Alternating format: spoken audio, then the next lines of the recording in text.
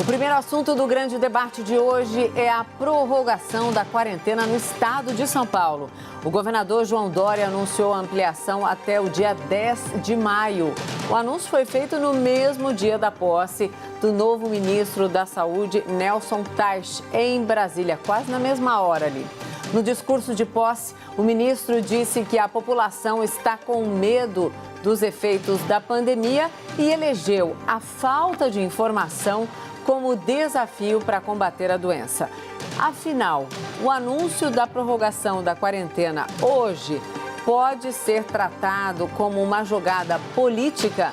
Os nossos debatedores são Augusto de Arruda Botelho, advogado especialista em direito penal. Boa noite, Augusto. Boa noite. E Caio Coppola, bacharel em direito, comentarista político. Boa noite, Caio. Boa noite, Mona Lisa. Boa noite, Augusto. Boa noite, espectador da CNN. Quem começa hoje, então, é você, Caio. Pois é, bom, em primeiro lugar, cumpre parabenizar o governador de São Paulo por abrir mão tão rápido, do discurso autoritário e ameaçador de prender cidadãos que precisassem ir às ruas. Então, feitos aí os devidos elogios, vamos à pauta. São Paulo deve ou não estender a quarentena por mais esses 23 dias? Depende de quem estiver respondendo a essa pergunta. Se fosse um cientista ou um grupo de cientistas, a resposta certamente seria não sei. 23 dias é um espaço muito grande de tempo para uma certeza tão absoluta. E a verdadeira ciência, ela não se prenderia ao calendário, mas às evidências científicas apuradas diariamente, ou no mínimo semanalmente. O mais provável é que essa seja uma decisão essencialmente política, corrobora para esse entendimento justamente o que você trouxe, Mona Lisa, o timing do anúncio, no dia da posse do novo ministro da Saúde. A propósito, esse novo ministro, o Dr. Nelson Taixe, ele parece ter uma visão mais abrangente do problema a julgar pelo seu primeiro pronunciamento. O ministro disse que é um erro polarizar a saúde com a economia. E eu, como cidadão, me sinto infinitamente mais seguro, sabendo que na chefia do ministério tem um profissional da área da saúde que entende que a pandemia vai causar mortes tanto pelo contágio quanto pelo empobrecimento da população e do país. Mas, ao contrário do que prega, do que deseja nosso novo ministro, essa pandemia está sendo polarizada e politizada. Está cada vez mais claro para o grande público que houve uma união de forças para desgastar o governo federal por motivos diversos em múltiplas frentes. Então,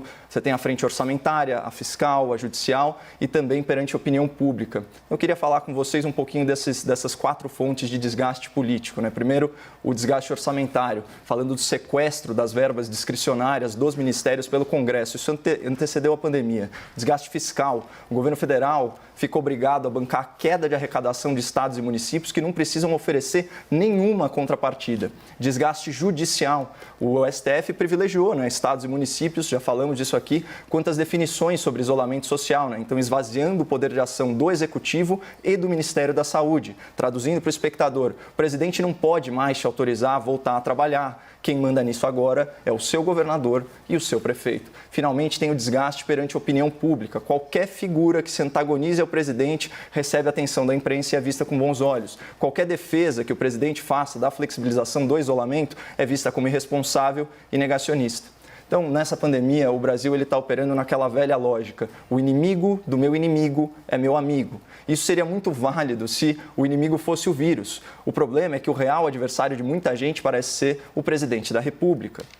Então, isso nos proporcionou alguns momentos atípicos aí na política nacional. Então, eu digo que eu vivi para ver a esquerda endossar o João Dória. Eu vivi para ver o governador e o ex-presidente corrupto unidos pela rede social, trocando afagos. Eu vivi para ver um ministro da Saúde dizer que o Estado brasileiro deveria, abre aspas, dialogar com a milícia sem gerar um pio na imprensa. Eu vivi para ver o Partido dos Trabalhadores aplaudir um ministro mediano, que num passado recente, quando era deputado, comparou votar no PT com consumir drogas pesadas. Quem quiser acreditar que o Centrão, a esquerda, o STF e a ala militante da imprensa estão unidos contra a pandemia e a favor do Brasil, fique à vontade. Mas, diante das evidências, eu vejo muito mais política e oportunismo do que fraternidade e ciência. Então, eu acho que esse foi o tom da decisão hoje em São Paulo.